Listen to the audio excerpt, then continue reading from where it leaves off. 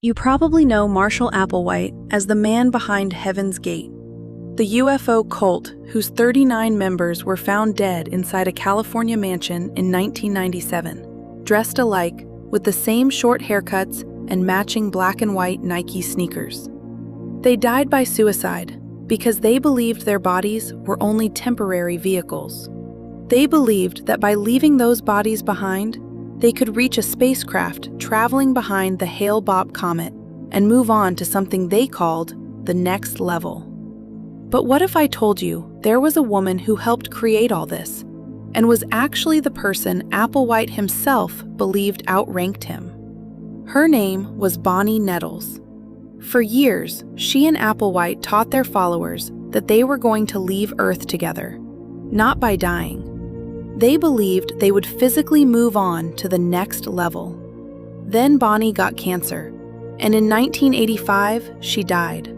That left Marshall with a serious problem, because according to what they had been teaching, Bonnie wasn't supposed to die. And the explanation that came afterward would change the group in a major way. 12 years later, Bonnie was long gone, but Marshall Applewhite and 38 members of the movement they had started together would be found dead inside a mansion in California. So how did a registered nurse, wife, and mother of 4 become one of the people who helped create Heaven's Gate? And how much of what we remember about Marshall Applewhite actually started with Bonnie? That's what we're getting into today. Hi, I'm Ivy Monroe, and welcome to Her Strange Hour, where we talk about strange history, unsolved stories, and infamous women. And today we're talking about Bonnie Nettles. Bonnie Lou Truesdale was born in Houston, Texas in 1927. Nothing about the first part of her life sounds like the beginning of a UFO religion. She grew up in a Baptist family. She trained as a nurse and graduated from nursing school in 1948. The following year, she married a businessman named Joseph Nettles. They had 4 children. For years, Bonnie worked as a registered nurse. She was raising a family. She had a career.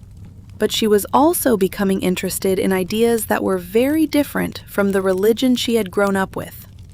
By the 1960s, Bonnie had joined the Theosophical Society in Houston. She studied astrology. She became interested in reincarnation, spiritual evolution, and the idea that highly advanced beings might exist beyond ordinary human life. She also took part in seances and believed she was receiving guidance from a spirit she called Brother Francis. So by the time Marshall Applewhite entered her life, Bonnie was already deep into this world. And I want to make that clear, because Bonnie sometimes gets reduced to the woman who followed Marshall. That really doesn't fit what we know. She had her own beliefs before she met him. She was already searching for something outside traditional Christianity. Marshall didn't introduce her to that. Bonnie met Marshall Applewhite in 1972. Exactly how they met is still disputed. You may have heard the story that Marshall was a patient and Bonnie was his nurse. Other accounts say he was visiting someone at a hospital in Houston. So we know the hospital connection. We just don't know exactly what brought him there. What we do know is that Bonnie and Marshall became close very quickly. Not really as a romantic couple. Their relationship was more of a spiritual partnership. Marshall was in his early 40s. His life was unstable. His marriage was over. His career in music had fallen apart. He was trying to figure out where his life was going. Bonnie started doing astrological readings for him. They talked about religion, the Bible, UFOs, higher beings, what happens after human life. And Bonnie believed their meeting had happened for a reason. The 2 of them eventually became convinced that they had some kind of mission together. They didn't see themselves as 2 ordinary people who happened to meet. They believed something had brought them together. Bonnie and Marshall used several different names over the years. At one point, they were Bo and Peep. Later, T and Doe. They were also known simply as the 2. They came to believe they were connected to the 2 witnesses described in the book of Revelation. Their ideas were a strange mix of Christianity, New Age spirituality, and extraterrestrial beliefs. They taught that there was a level of existence above humanity. They called it the next level, or the evolutionary level above human. According to them, beings from the next level had visited Earth before. They believed humans may have mistaken those beings for angels. They even reinterpreted parts of Christianity through this UFO belief system. Jesus, in their view, had ties to the next level. Biblical descriptions of people rising into the clouds could be interpreted as people entering spacecraft. It sounds bizarre, but Bonnie and Marshall didn't treat it like a theory. They believed it. They believed they had come to Earth from somewhere higher, and they believed their job was to help other people get there too. Eventually, Bonnie stopped trying to balance these beliefs with her old life. Her marriage ended, she left Houston with Marshall, and she left her children behind. 3 of her younger children stayed with their father. Her oldest daughter was already around 20. Once Bonnie left with Marshall, she never really went back to being the woman her family had known before. She had become convinced that what she and Marshall were doing was more important than the life she was leaving. That included motherhood. That's a hard part of Bonnie's story for me, because whatever she believed about her mission, there were 4 children watching their mother walk away. And before long, Bonnie and Marshall would ask other people to give up their old lives too. Bonnie and Marshall spent the next few years traveling. They tried different spiritual businesses and centers. Most of them didn't last. They took odd jobs, they camped, they moved around, and during all of this, they kept developing their belief system. In 1974, they were arrested after running into trouble involving credit cards and a rental car that hadn't been returned. The charges against Bonnie were eventually dropped. Marshall spent several months in jail. While he was incarcerated, Bonnie went back to nursing and helped support them. When Marshall got out, they continued where they had left off. Only now, they were ready to start talking to other people. By 1975, Bonnie and Marshall were holding public meetings around the country. They put up flyers inviting people to hear about UFOs, human evolution, and another level of existence. And the timing helped them. This was the 1970s. UFO stories were everywhere. New Age spirituality was growing. A lot of people were questioning traditional institutions and looking for completely different ways to live. Bonnie and Marshall had a message for them. They said human life was temporary. There was another level beyond this one. And if you were willing to give up your attachments to ordinary life, you could reach it. They didn't mean after you died someday. Their early teaching was much more physical than that. They believed they were actually going to transform and leave this world. A spacecraft would eventually be part of that process, and some people believed them. In September of 1975, Bonnie and Marshall held a meeting in Waldport, Oregon. Around 200 people showed up. That was a huge crowd for a very small town. After the meeting, around 20 people left the area to follow them. Some walked away from jobs. Some left families. Some left possessions behind. Families started reporting loved ones missing. And suddenly, Bonnie and Marshall weren't just 2 people talking about strange spiritual ideas. People were making life-changing decisions because of them. That's when the movement started becoming something much more serious. When people remember Heaven's Gate now, they usually picture Marshall as the leader, and everybody else under him. But while Bonnie was alive, it wasn't that simple. She wasn't his assistant. She wasn't another follower. She was one of the founders. And spiritually, Marshall believed Bonnie was ahead of him. Years after she died, he recorded a series of teachings explaining their beliefs. In one of those recordings, Marshall says, "T is my older member." T was Bonnie. In their belief system, an older member was someone spiritually above you, someone more advanced, someone you learned from. Marshall talked about Bonnie as the person guiding him. He saw himself as the younger member. She was the older one. So yes, Marshall was important. He was charismatic. He was good at speaking. He was usually the one in front of the room explaining everything. But Bonnie seems to have had a major role in interpreting signs, astrology, spiritual messages, and what they believed the next level wanted from them. He was often the voice.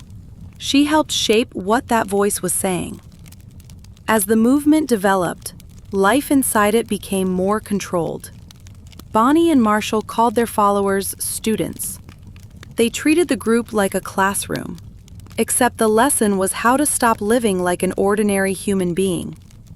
Followers were expected to give up the things Bonnie and Marshall believed tied them to this world: romantic relationships, sex, possessions, family attachments. Celibacy became a requirement. Daily life became very structured. Members were expected to control emotions, habits, and desires. The goal was to move away from individual identity. Your old life was something you were supposed to outgrow. That could mean leaving behind your name, your relationships, your family, anything that kept you attached to being human. Over time, the group became more private. They stopped recruiting as openly. They moved around. They worked ordinary jobs when they needed money. And they waited for the moment when they believed they would finally leave Earth. Then Bonnie got cancer, melanoma. By the early 1980s, the disease had become serious.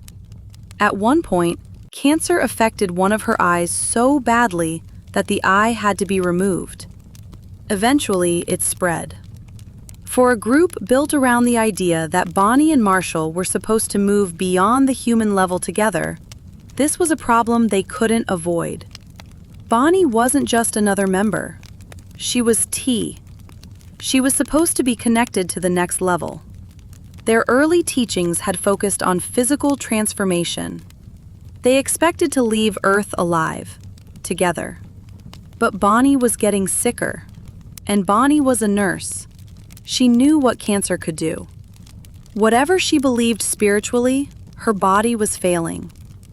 Bonnie Nettles died in June of 1985 in Dallas.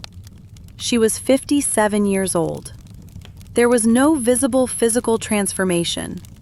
No spacecraft came for her living body. She died from cancer. Marshall was devastated. But he was also left with a belief system that now had a huge contradiction sitting right in the middle of it. If Bonnie really was from the next level, why had she died like everyone else? Marshall came up with an answer. Bonnie hadn't failed. Her body wasn't really Bonnie. It was only a vehicle, and she had left that vehicle behind because she no longer needed it. According to Marshall, Bonnie had already reached the next level. Her work on Earth was finished. His wasn't. That explanation kept the movement alive. But it also changed what reaching the next level could mean. Before Bonnie died, the group had expected to move on in living physical bodies. After Bonnie died, leaving the body behind could now be part of the process. And that change becomes very important later. I want to be careful with this part. Bonnie did not plan what happened in 1997. She did not order it. She had been dead for 12 years. We have no way of knowing what she would have done if she had lived. But scholars who have studied Heaven's Gate point to her death as a major turning point in the group's beliefs. Once the body became nothing more than a temporary vehicle, death no longer automatically meant the mission had failed. After Bonnie died, Marshall became the only earthly leader left. But he never really stopped talking about her. He continued calling her T. He continued saying she was in the next level. He continued referring to her as his older member. In his mind, Bonnie had not stopped leading him. She had simply gone ahead. The group continued for another 12 years. Their beliefs kept changing. By the 1990s, they began recruiting publicly again. They used the internet, which was still new at the time, to spread their message. Then came Comet Hale-Bopp. A rumor started spreading that there was some kind of mysterious object traveling near or behind the comet. There was no credible evidence that it was an alien spacecraft. Marshall and his followers believed otherwise. They saw it as a sign that the time had finally come. In March of 1997, Marshall Applewhite and 38 followers died inside a rented mansion in Rancho Santa Fe, California. They believed they were leaving their human vehicles behind and moving on to the next level. Marshall became famous after that.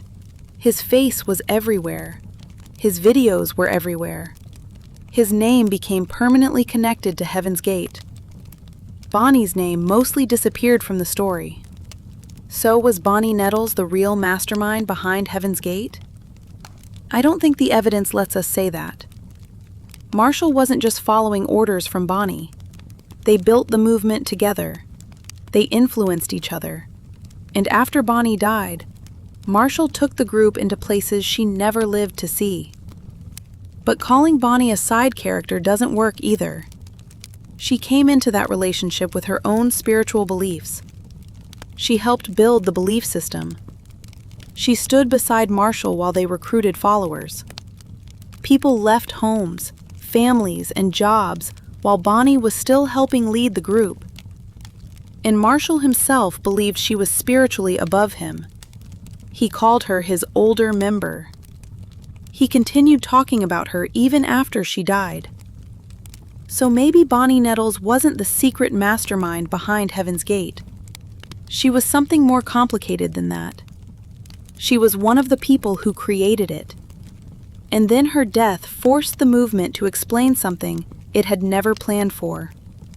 An explanation that changed what leaving Earth could mean.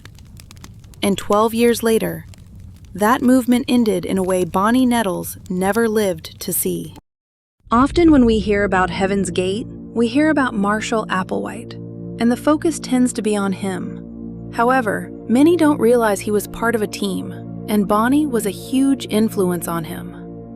Okay, so I wanted to add this. When I was doing my research on this case, I learned their website is still active.